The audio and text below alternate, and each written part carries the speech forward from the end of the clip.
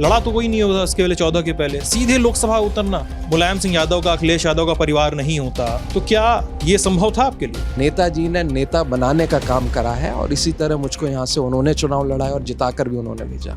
अक्षय यादव ने जो जीत दर्ज की, उन्होंने बूथ कैप्चरिंग की। 90% से ज्यादा वोटिंग कैसे हो सकती है? शुरू से ही 90% कई पोलिंगों पे बढ़ता रहा है।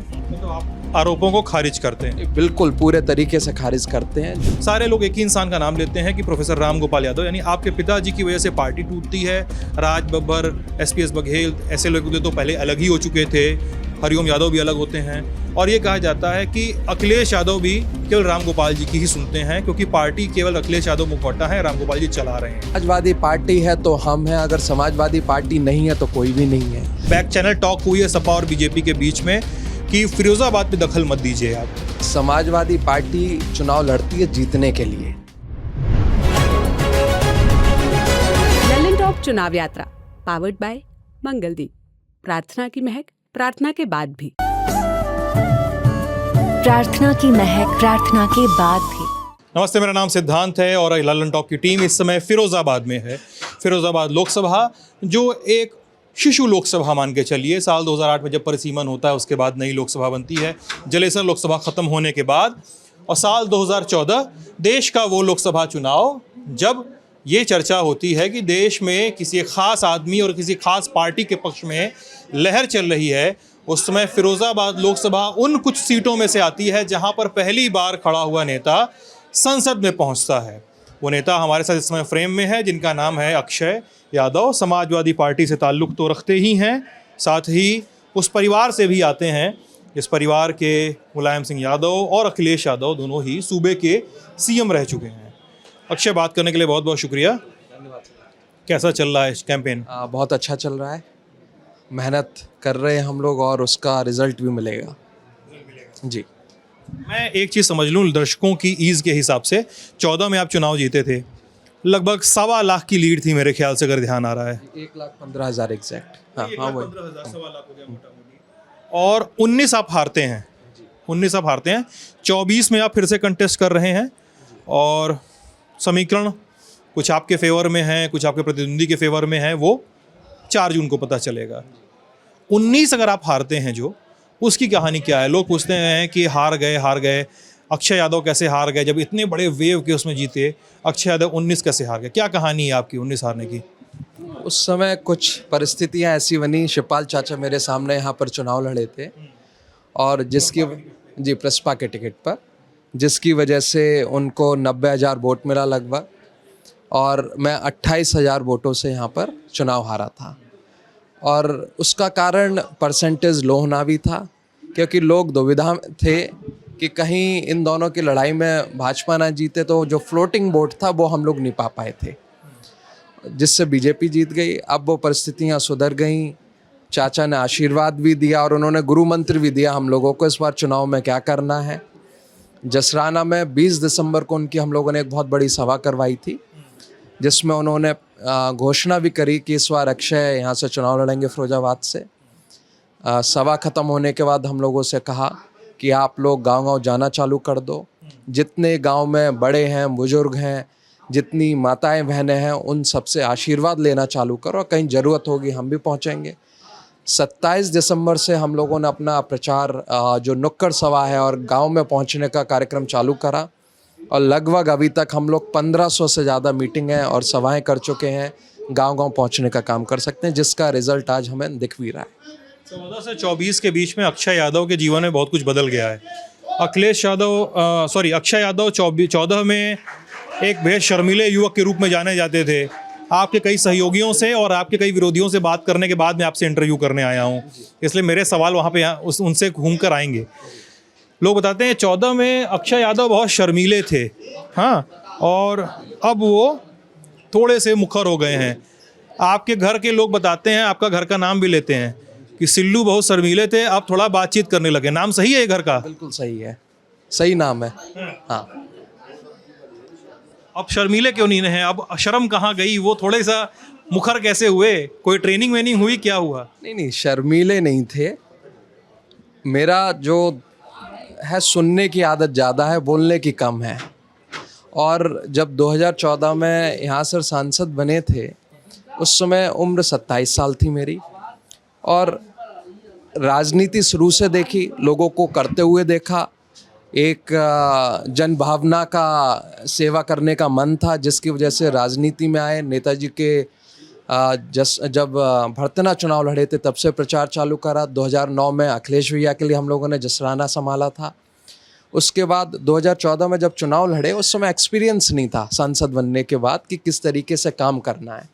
हम लोगों ने काम तो बहुत करे लेकिन उसका प्रचार प्रसार नहीं कर पाते थे क्योंकि वो तरीका नहीं आता था। और भाजपा बहुत चालू पार्टी रही हमेशा से, चालू पार्टी रही। बिल्कुल चालू पार्टी रही है। वो काम कुछ नहीं करती लेकिन प्रचार बहुत करती है। और हम लोग हजारों करोड़ की योजनाएं लाते थे लेकिन उसका कभी प्रचार करने नहीं गए हम लोग। किसी गांव में अगर सड़क बनी तो हम सड़क, वहाँ से आदमी नहीं आया, हम लोग उस सड़क से निकल गए। सड़क खराब थी तो सड़क हम लोगों ने बनवा दी। हमने ये इंतज़ार नहीं करा कि वो गांव का आदमी हमसे आकर कहे कि हमारी सड़क बनवा दो। फिरोजाबाद में हम लोग जेड़ा झाल योजना लेकर आए, उसका हम लोग प्रचार नहीं समझा पाए। आज भी फिरोजाबाद के कुछ लोग ये मानते हैं कि जेड़ा झाल योजना कोई कहता है कांग्रेस लाया, कोई कहता है भाजपा लाया, जबकि उसका काम सीधे सीधे अखिलेश भैया ने करा। क्योंकि जब वो यहाँ से निकलते थे पुलों पे लगा रहता था कि अखिलेश भैया आएंगे, मीठा पानी लाएंगे, और समाजवादी पार्टी की सरकार बनी। मैं यहाँ चुनाव लड़ने आया तो उस बात को हम लोगों ने अखिलेश भैया को याद दिलाया। उन्होंने यहाँ पर 1700 करोड़ की लागत से वो योजना दी। आज शहर जो पलायन से रुका उसी योजना की वजह से रुका, लेकिन उसका हम प्रचार उस समय नहीं कर पाए और अब उसका हमें प्रचार आज भी करना पड़ रहा है कि वो हम लोगों ने बनाई है। आपका इंटरव्यू पिताजी मतलब प्रोफेसर राम गोपाल जी देखेंगे तो ये बोलेंगे कि कैमरे पे इतना ज़्यादा सच नहीं स्वीकार किया जाता है। नहीं, देखो, सिद्धांतवादी होना चाहिए। जो सही है उसको सही कहना आना चाहिए, जो गलत है उसको गलत कहना आना चाहिए, और अपनी गलती को स्वीकारना आना चाहिए। और अगर ये सब लोग सीख जाएं तो देश की जो राह है वो बहुत सरल और आसान हो जाएगी। विकास के काम ज़्यादा होने लगेंगे और जो कठिनाइयाँ हैं वो दूर हो जाएंगी। आपने कभी चुनाव का कोई प्रायर चुनाव नहीं, लोकसभा चुनाव सीधे लड़ना चुना, क्या था? कोई प्रायर ट्रेनिंग चुनाव की नहीं होगी। आपने चुनाव मैनेज किया होगा, प्रचार किया होगा, लड़ा तो कोई नहीं होगा उसके पहले, 14 के पहले सीधे लोकसभा उतरना, मतलब घर नहीं होता। अगर मुलायम सिंह यादव का, अखिलेश यादव का परिवार नहीं होता तो क्या ये संभव था आपके लिए? देखिए, मैं 27 साल की उम्र में सांसद बना, लेकिन हमारे एक सांसद है रामजी लाल सुमन, वो 26 साल की उम्र में इसी फिरोजाबाद से जीतकर सांसद बने थे। उनके पास भी एक्सपीरियंस नहीं था, वो चुनाव लड़ाते रहे, लेकिन उनमें झिझक थी, माने उनमें एक ललक थी कि मुझको कुछ करना है, और उन्होंने करके दिखाया। 5 बार सांसद रहे, अभी राज्यसभा से फिर से सांसद बनाकर भेजा गया उनको। तो एक हम लोगों को भी, मैंने कहा आपसे शुरू में कि मुझे एक काम करना था, और काम सोशल वर्क सबसे अच्छे तरीके से आप पॉलिटिक्स में आकर ही कर सकते हैं। एक हम लोगों ने मेहनत करी, अखिलेश भैया को यहाँ से चुनाव लड़ाया था, जसराना के लोग जानते थे और यहाँ पर लोग मिलते रहते थे। उन्होंने कहा लड़ना आना चाहिए, नेताजी ने हम लोगों को टिकट दी, लड़े, और उन्होंने जो देखा विज़न, क्योंकि नेताजी दूर से पहचान लेते थे, मुझको ही नहीं जितने भी पार्टी के कार्यकर्ता हैं, कौन कितनी मेहनत कर सकता है और कौन कितना आगे जा सकता है, और नेताजी ने नेता बनाने का काम करा है। और इसी तरह मुझको यहाँ से उन्होंने चुनाव लड़ाया और जिताकर भी उन्होंने भेजा। डांट वाट खाएं कभी आप बचपन में? मैं सांसद बनने के पहले या बाद में? नहीं, बिल्कुल, सांसद बनने के बाद भी खाएं और बचपन में भी खाएं, और हमेशा डांट ही खाते रहे हैं। क्योंकि जब नेतागिरी में आ गए, एक इंसिडेंट है आपको बताते हैं।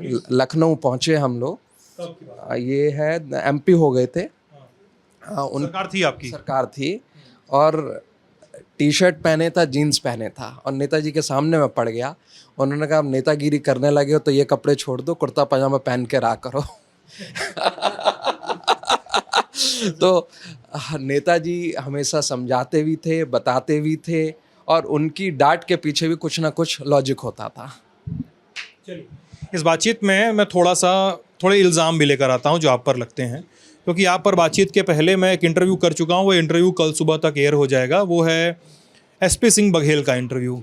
जलेसर लोकसभा हुआ करती थी परिसीमन के पहले। SP सिंह बघेल सपा के टिकट पे 3 बार चुनाव जीतते हैं, और जब परिसीमन के बाद फिरोजाबाद लोकसभा सीट आती है तो मुलायम सिंह यादव अखिलेश यादव को खड़ा करते हैं और SP सिंह बघेल बसपा में चले जाते हैं। और साल 2014 में जब आप चुनाव लड़ते हैं, और मेरे इंटरव्यू में उन्होंने ऑन द रिकॉर्ड कहा, इसलिए मैं ये सवाल आपसे पूछता हूँ। साल 2014 में SP Singh Baghel on the record Lalan top से कहे हैं उन्होंने इस इंटरव्यू साल 2014 के चुनाव में, अक्षय यादव ने जो जीत दर्ज की, उन्होंने बूथ कैप्चरिंग की, क्योंकि कई बूथों पर 90% से ज़्यादा वोटिंग कैसे हो सकती है, इसका जवाब अक्षय यादव दे दें। तो आप एसपी सिंह बघेल को या इस तरह के सवाल उठाने वाले सभी लोगों को जवाब दे दीजिए कि क्या हुआ था साल 2014 के चुनाव में, क्यों इल्ज़ाम लगते हैं आप पर ऐसे? देखिए, आप इसका जवाब मुझसे ना मांग के जब 4 जून को रिजल्ट आएंगे उसमें देखिएगा 90% पोलिंग कैसे होती है। अगर चाचा चुनाव नहीं लड़े होते तो यहाँ से 90% जितनी पोलिंग पे पहले वोट पड़ा था उन पोलिंग पे 90% वोट पड़ा होता। वो वोट का बिखराव हुआ, तनाव था, इसलिए सारा जो वर्कर था वो वोट डालने नहीं गया, उस समय घर पर बैठ गया, वो उलझन में था कि हमें किसके साथ जाना है। ये समाजवादी पार्टी का वोट यहाँ पर बहुत वोट है, और जो वोट है शुरू से ही 90% कई पोलिंगों पे पड़ता रहा है। और मुझे याद है जब 2014 का चुनाव वोटिंग हो चुकी थी, सभी भाजपा के नेता चुनाव आयोग में पहुंचे थे और चुनाव आयोग में उन्होंने जाकर शिकायत करी कि बूथ कैप्चरिंग हुई है फिरोजाबाद में। जी बिल्कुल। और फिरोजाबाद में मुझे याद है कि तीन बार जो रीपोलिंग होती हैं वो करवाने का काम इतिहास में पहली बार करवाया गया, और उसके बाद भी उन पोलिंगों पर 90% से ज़्यादा पोल हुआ था। मतलब आप आरोपों को खारिज करते हैं? बिल्कुल, पूरे तरीके से खारिज करते हैं। जब वो उनकी एक टीस है जिसको वो हमारे ऊपर निकालने का काम करते हैं, क्योंकि उनको फिरोजाबाद से अखिलेश यादव जी ने भी हराया, डिम्पल भाभी चुनाव लड़ी थी, भले ही वो हारी हों, लेकिन एसपी सिंह बघेल साहब का वोट उनसे कम था। उसके बाद मैं यहाँ से चुनाव लड़ा, मेरे से ही वो चुनाव हारे। तो इस परिवार के करहल अभी हराया ही नखले अभी हारे हैं, तो इस परिवार के आगे वो 4 बार चुनाव हार चुके हैं। तो उनके मन में एक टीस है, उसको निकालने का काम आपके माध्यम से उन्होंने जरूर करा है। तब ऐसी क्यों चर्चा हो रही है इस पूरे क्षेत्र में कि एसपी सिंह बघेल फिरोजाबाद की लोकसभा में कदम नहीं रखेंगे बघेल वोटों को एकत्रित करने के लिए, और यादव परिवार से कोई आग्रह नहीं जाएगा इस लोकसभा चुनाव में, खासकर क्योंकि एक दूसरे की टर्फ को नहीं छूना है? कोई ऐसा कुछ अरेंजमेंट हुआ है कि फालतू की खबरें हैं सब? देखिए, हम लोग समाजवादी पार्टी के नेता हैं, समाजवादी पार्टी हम लोग के खून में बसती है, और जहाँ भी समाजवादी पार्टी या इंडिया गठबंधन का कोई नेता लड़ेगा उसको लड़ाने का काम समाजवादी पार्टी करेगी और हम लोग करेंगे। और इस तरह का अगर कोई आरोप लगा रहा है वो बिल्कुल निराधार है, क्योंकि आगरा और फिरोजाबाद, बदायूं, मैनपुरी, ये सब एक फेज़ में चुनाव पड़ रहे हैं। सब लोग इन सीटों पे व्यस्त हो गए हैं, नहीं तो ये सारे लोग आगरा भी पहुंचते और चुनाव लड़ाने का काम करते। बीच बीच में कोई ना कोई वहां जाकर चुनाव लड़ाने का काम कर रहा है, अंदरूनी तौर पे काम अभी भी चल रहे हैं। अब ये बताइए आप मुझे कि चुनाव की बात हो गई, आपके एक और दोस्त हैं, अब दोस्त आप माने चाहे ना माने, रिश्तेदार आपके हैं ही हैं, आप समझ गए होंगे कि मैं किन की बात करने वाला हूँ। बीजेपी में है इन दिनों, कुछ दिनों पहले तक सपा में हुआ करते थे, उनका नाम है हरिओम यादव, आपके परिवार के रिश्तेदार हैं, और अब वो पानी पी पी के कोसते हैं अक्षय यादव को भी और अक्षय यादव के पिताजी को भी। वो बोलते हैं कि इनकी वजह से मुझे पार्टी से निकाला गया। हरिओम यादव बार बार ये बोलते हैं कि इनकी वजह से पार्टी से निकाला गया ही हमें, और साथ ही काम भी नहीं करने दिया जा रहा है। और 3 दिन पहले वो एक यादव महासम्मेलन करते हैं फिरोज़ाबाद में, और खबरें छपती हैं कि बसों से भर भर कर यादव समुदाय के लोग उस यादव महापंचायत में पहुंचते हैं। क्या हरिओम यादव के इल्ज़ामों का जवाब देंगे अक्षय जी? आपने सवाल ऐसा पूछा कि देना पड़ेगा, नहीं दिया तो ये होगा कि पहली बात ये है कि उनको पार्टी से निकालने का फैसला क्यों लिया गया ये समझना जरूरी है। समाजवादी पार्टी के जिला पंचायत के यहाँ से अध्यक्ष होते थे उनके बेटे, और उन्होंने 6 करोड़ रुपया लेकर पार्टी के सदस्यों को बेचने का काम कर दिया था भाजपा को। ये कारण था, और सब लोग जानते हैं उनके बारे में कि जहाँ पैसा होता है उधर वो झुक जाते हैं। पैसे के बहुत शौकीन रहे हैं, चाहे ब्लॉक प्रमुखी के चुनाव रहे हों।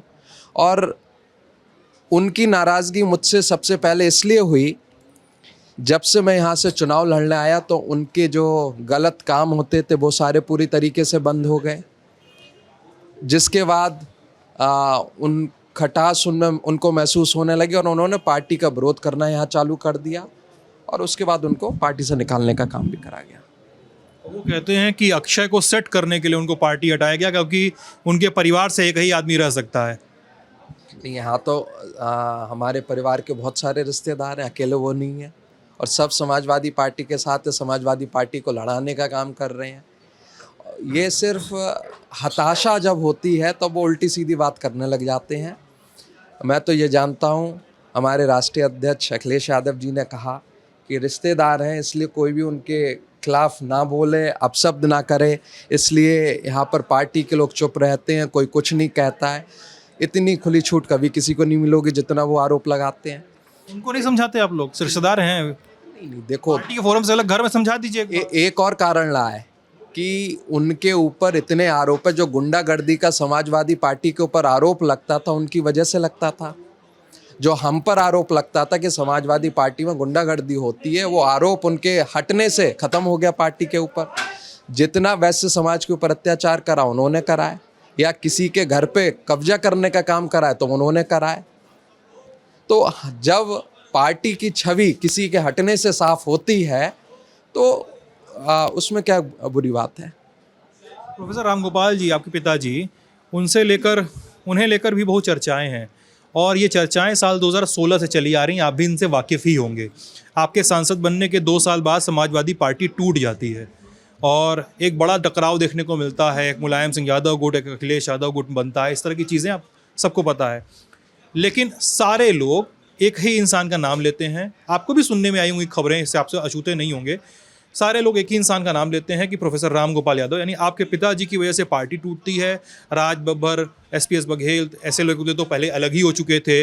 हरिओम यादव भी अलग होते हैं और ये कहा जाता है कि अखिलेश यादव भी केवल रामगोपाल जी की ही सुनते हैं क्योंकि पार्टी केवल अखिलेश यादव मुखौटा है, रामगोपाल जी चला रहे हैं। क्या आपने कभी घर में, संगठन के स्तर पे इस तरह की वर्किंग देखी कि इस पे आप कोई जवाब दे सकें इस सवाल का? नहीं, ऐसा है, आदमी को सिद्धांतवादी होना चाहिए, शुरू में मैंने कहा था। और सबसे बड़ा जो लक्ष्य है समाजवादी पार्टी को मजबूत बनाना है। समाजवादी पार्टी है तो हम हैं, अगर समाजवादी पार्टी नहीं है तो कोई भी नहीं है। और समाजवादी पार्टी को बचाने का काम उस समय करा गया और आज समाजवादी पार्टी पहले की तरह पूरी तरीके से मजबूत है और इस चुनाव में भी सबसे ज़्यादा सीटें उत्तर प्रदेश के अंदर इंडिया गठबंधन और समाजवादी पार्टी जीतने का काम करेगी। चलिए अक्षय जी, लास्ट एक आध सवाल लोग पूछते हैं।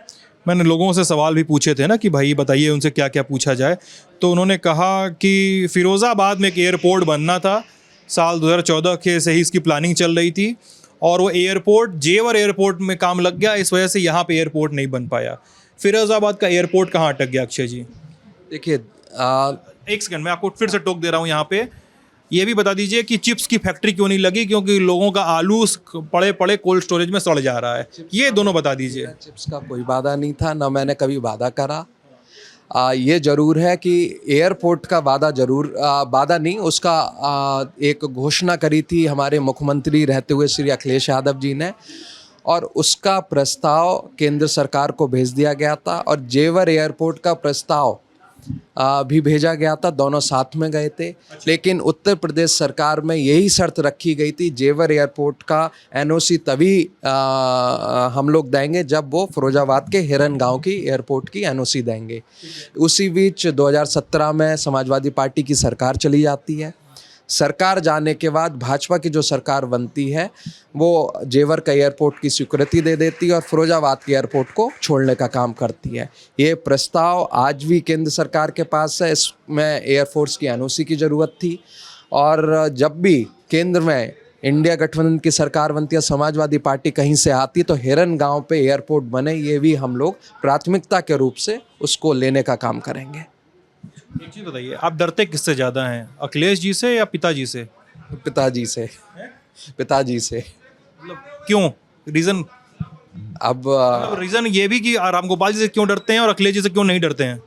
नहीं, ऐसा, अखिलेश भैया प्यार बहुत करते हैं, उन्होंने कभी किसी चीज़ के लिए ना नहीं करा है और कभी वो डांटते भी नहीं है।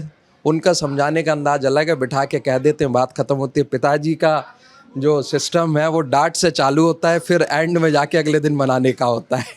लास्ट टाइम कब डांट खाएं? आज सुबह ये बताइए किस बात पे डांट खाए हैं? सिरसागंज की कुछ मीटिंग को लेके बात हो रही थी, उसी पे डांट खाए हैं। ये भी डांट खाए हैं साथ में। चलिए, एमएलसी और पूर्व सांसद दोनों लोग और सिटिंग कैंडिडेट भी डांट खा गए।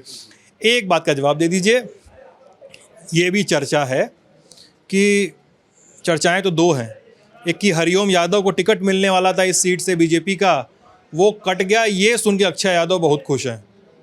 ऐसा है क्या? नहीं, उनको टिकट मिलता तो ज़्यादा खुश होता, क्योंकि भाजपा ने हमेशा समाजवादी पार्टी के ऊपर आरोप लगाया कि व्यापारियों को परेशान करा गया, और यादवों की पॉलिटिक्स करते हैं, ये कहा गया। पॉलिटिक्स करते हैं और व्यापारी सुखाबाद छोड़कर चले गए।